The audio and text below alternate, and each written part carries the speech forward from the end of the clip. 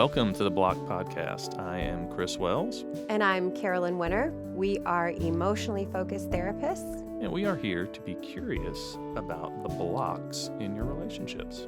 And to learn to see those blocks as opportunities to connect.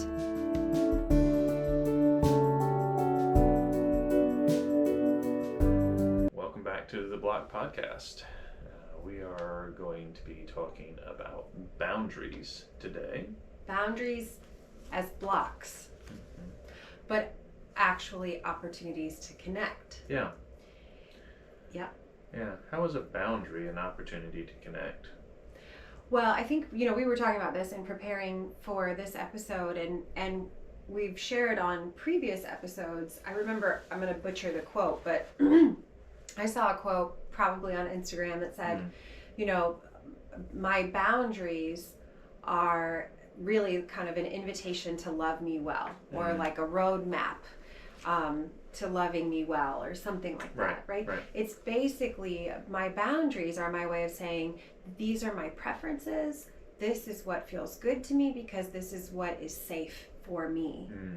And I think in more secure connections, whether that's secure within myself or secure in the relationship, meaning like less of a negative cycle and all of that, I think that's a little easier to see, right? But in a more insecure attachment, either within myself or in the relationship, boundaries can feel like this is not your territory, right? Yeah. I'm not giving you access to me, and Exclusionary, or maybe even controlling. That's how they feel or how they're perceived. Right. Like you're being left out. Yeah. This is not for you. Right. In those insecure connections, boundaries I think can feel like blocks. Yeah, and I think there's some confusion over boundaries. Like what exactly is a boundary, right? And what is like, I'm trying to change somebody's behavior, or trying to control what they're doing because I don't like it. So boundaries really are kind of like the where I begin and where I end. That's like, if you consider like property boundaries, like it's like you outline the boundary of the property to know what's yours and what's not yours. Like what's my responsibility, what's not my responsibility. That's where boundaries are. And I love that you say that. What's my responsibility? So I am my responsibility and you are your responsibility. Right. In a relationship, I have a responsibility to you, but ultimately I am not responsible for you. Yeah. You are responsible for you. Correct. You have a responsibility to me, and vice versa. And so boundaries are about us. Yes. Right? So it's what I am willing to do, where I am willing to go or stay, in the face of something that you do or don't do or say or whatever, right? Yep. So you are free to say the really crappy thing that you want to say about my parent, right? Like thinking of like an in-law situation. Yeah.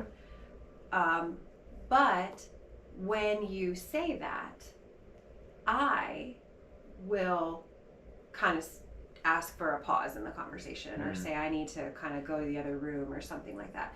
I'm not telling you what you need to do, but I am telling you what I will do. Right. This is how I'm going to respond if in this response happens. to that, right?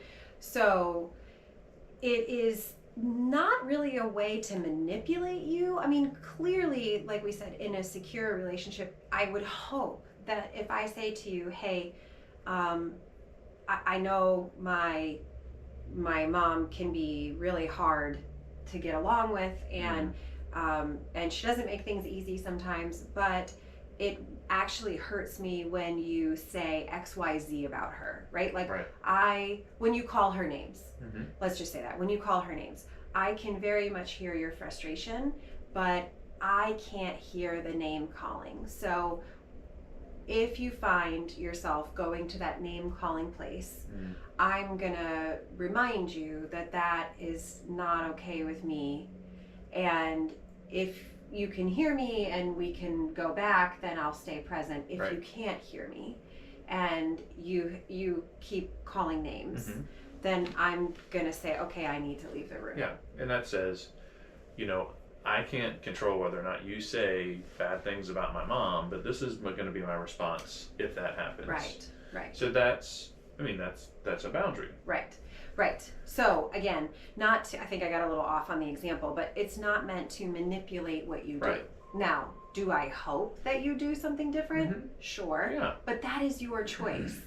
And so I'm choosing my behavior based on your actions. Right. And you are choosing, call it what you will, the consequences of your actions, right? Sure. You know, and it's not saying you can't say bad things about my mom. You can call her names if you want to. I'm just not going to be present for you to call her names. Yeah.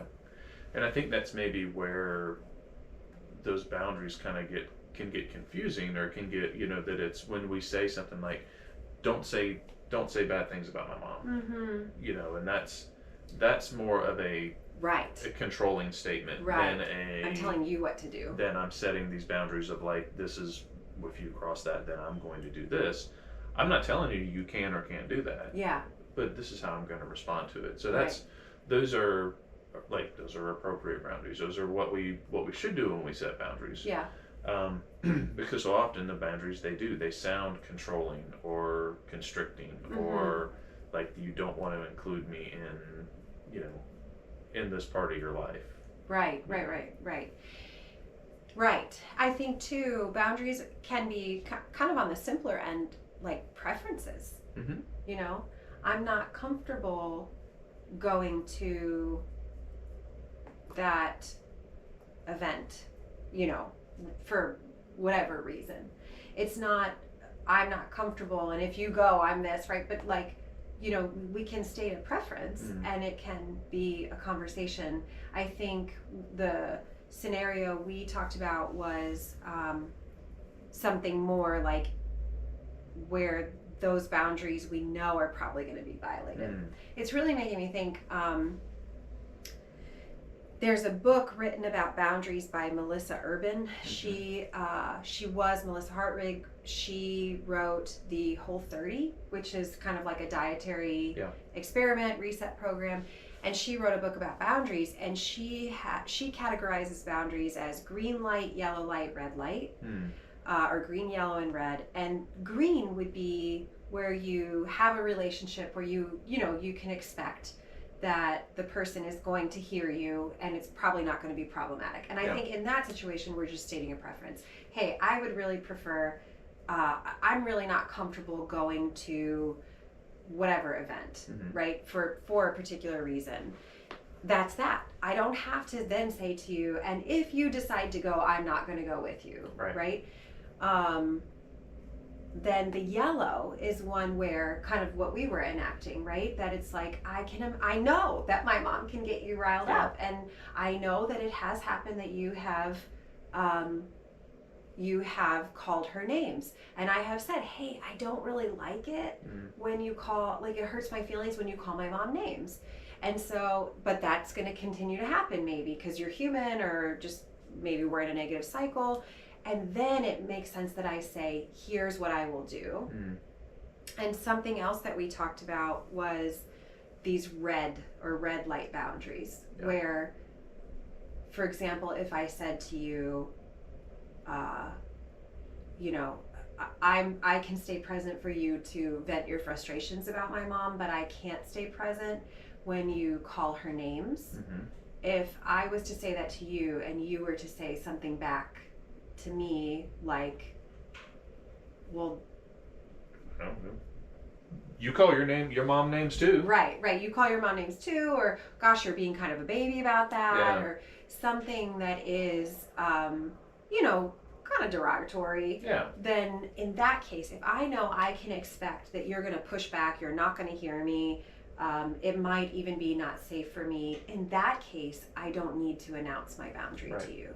I just leave the room. Yeah. I just say, okay, I gotta go. You know, like I don't need to necessarily announce it ahead of time, Right. because that will be just inviting that that bad behavior. I don't know a different way to say it from you. Yeah, and I don't want to characterize necessarily people's relationships as healthy or unhealthy, but like in my mind, in a healthy relationship, that you have those green lights where you feel the permission to talk about those things, right? You know, and this really safe relationships. Yeah, safe. Yeah, and this came up, that bothered me.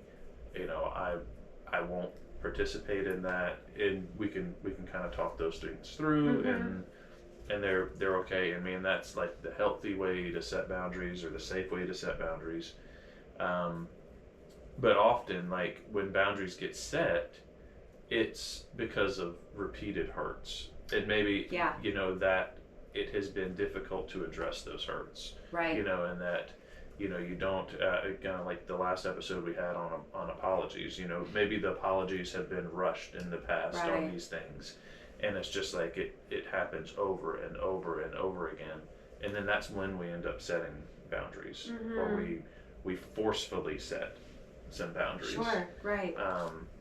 And I think that is a lot of times when they feel really disconnecting. Yeah. When they start to feel maybe controlling or manipulative, or, you know, and it's like, but there's something behind that. There's a hurt behind it. Yes. That is the heart of the boundary. Like, I just don't want you to hurt me anymore. Yeah. So this is why I'm putting this perimeter around myself for this. Right. Yeah. I really like what you're saying. I can imagine that, you know, what I really like, I told a couple this week, this is going to feel like I'm going way off track, but I'm not. I told a couple this week, you know, I said, how long have you all been together? And it's been like almost 20 years. And I said, isn't it so? This is what I love about relationships, that there's always something new, right? There's like, you don't have to be stuck, right? If we don't have a history of, you know, being particularly physically affectionate, but inside we both kind of would want that. Yeah. Well, there's a new frontier for you, right? Like, I just find relationships kind of magical for that reason, is that you can always be growing and whatever. And so the reason that I say that is because I think in the beginning of a relationship, what I'm about to say would make sense, but I can imagine that the longer you're with someone and you both grow and change, you know, there's going to be instances for which that you didn't know that was going to be a boundary of yours, right? Until something happens. Right. So what you're saying is such a good point, right? So then there's going to be an ouch there. And from that place, hopefully then I can communicate a boundary and say, hey, I didn't know this, but this is what happened. And then now here's my preference, which I think is a little different than what you were communicating, but I could see the possibility for that, right? Yeah. So it's not to say that sometimes we may not know our boundaries until we have an experience. Sure. And I think boundaries can be hard to set if inside of ourselves, right, we hold this idea that is coming from a little bit more of an insecurely attached place, right? Like, this will go bad if I tell you this, right? You will be upset with me. You won't like my boundary or my preference. And so I don't tell you. And then the situation you're describing, right? The hurts happen. And then I am so protected, frustrated, angry, mad, that I then set my boundary. But it's like you said, it's maybe coming out as a means of trying to control your behavior, or maybe a little bit more manipulative. Sure. Yeah. So, you know, if we're looking at boundaries, you know, which can maybe a lot of times feel very disconnecting and feel very, you know, very harsh, or, you know, exclusionary. Yeah, you said it. That's right, exclusionary. Yep. You know, that how can they be opportunities to connect? How can we be curious about maybe what the hurt is that's creating the boundary, or that's prompting one partner to put this boundary in place? Yeah. So that we maybe aren't stepping on that, you know, or that we understand it more clearly, or that we, Because I mean, I think just like that, just like the apologies, when we don't understand the depth of the hurt, then it's hard to like change our behavior. You know, right. to if that's ultimately like a goal of the boundary is like to get to stop the hurt that's happening. So in stopping the hurt, like that would require a behavior change from the partner. Then I don't have to do whatever I'm doing in response to this thing that's hurting me. So I don't have to enforce. It's not enforced. You don't have to enforce it. Because the behavior is changed, which may be like in the background, like that's the goal of boundaries, is to get behavior to change from your partner. Well, sure. I mean, that would be ideal, right? So even just working with that example that we on the fly came up with, right? Like my mom is difficult, and I can be present to hear your frustration with her, but I can't be present with the name calling. Right. That's not like a particularly personal example of mine, but I will say the part that is personal to me is I just have this big aversion to name calling. Yeah. It feels really degrading and mean, and but I love processing. And I want to know what people feel, and so that is a boundary of mine. Right. And so so maybe curiosity to that would look like, so I know whenever we start talking about your mom, I see that you get frustrated, but then when I get frustrated and like say something and call her a name that hurts you, and you don't like that. So help me to understand why name calling is different than you getting frustrated with her, because that's how I get frustrated. And when I get frustrated, that's what I tend to do. That's what I do. Right. And then I can say to you, so here's the invitation to connect, right? Is first of all, you're kind of extending this opportunity. Yeah. And when you're extending it in such a safe way, right? Here's what I notice. And you're kind of saying, this doesn't make sense. Why is this okay for you but not okay for me? But you're not saying it in a very defended way. Right. And I heard in what you said an awareness of my limit. Like yes, I can hear all this stuff. I can even join you there and vent my own frustration. But when it goes past that place, which you're saying, that's kind of my style for venting my frustration, then I'm out. And then, in asking that question, I can say, I just always, like, name calling just hurts my heart, right? It feels very degrading. It feels like, and let's keep in mind, this is my mom. Like, even though she drives me crazy, I still love her. Right. And so even if I didn't hold, like, an aversion to name calling as like a value of mine, there is some line about the relationship. Right. And so then it starts to make sense. It's like, oh, okay.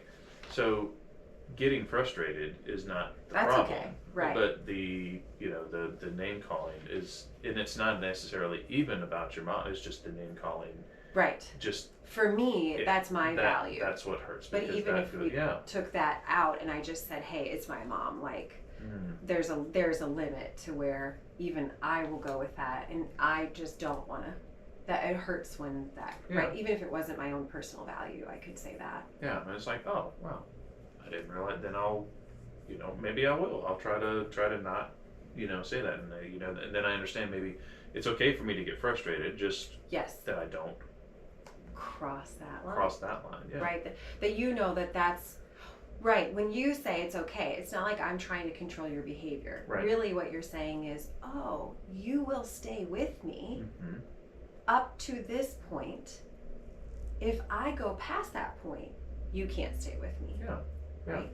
And it, then it can, if it can make sense, that line can make sense, then we know not to. We know how much it hurts when we cross it. Yeah. And then maybe, because we're human, we're going to mess up, and we're gonna say something. Oh, I can't believe that did it again. Yes. And then it's like, oh, Right. And then we can go back and like making apologies and, repair, we can go back and right. and repair that. Right. That I recognize that I've crossed this line with you. Yeah, and sort of like where we started with the whole example in the first place, I loved what you said. You said, that is my tendency when I'm frustrated, right? Yeah. You're saying, like, I tend to name call. So I'm going to know that you're not going to be very good at this, right? Because that feels okay to you. It just doesn't feel okay to me. Yeah. We have different boundaries around that behavior. Right. And then it takes it out of when we kind of understand it a little bit better, we're curious about it. Then it's not so much that it's more about the individual than what the other person is doing. Right. If that makes sense. So it's more about my own discomfort than it is about, my assessment of what you choose to do. Right. I'm not saying you're a terrible human being. Yeah. For doing that. I'm saying when you do that, I get so uncomfortable. Mm-hmm. Exactly. I'm not judging you. Yeah. Yeah. So the other thing, I think we've kind of, does that feel a little bit more complete? We've talked about boundaries. We've talked about how they can bring connection. Yeah. Right? As we bring someone deeper into our own values, into our own meanings, and we would be motivated to be comfortable together, right? To have safety together. Yeah. And we didn't mention this at the beginning, but when we were talking about boundaries, you also mentioned like ultimatums. Yeah. Yeah, and I think as we were talking through that, that's a place where maybe, we feel like we've set boundaries and we've done this, and then this is like the last boundary. Mm-hmm. Like if you cross this again, then we're done. Yes. Or it's not just it's a lot it is a lot harsher, but it's a lot more finite than a boundary. Right. And so I can imagine if substance abuse is part of a relationship, right? Yeah. To say, if you drive intoxicated or under the influence with our children again, I am going to leave. Yeah.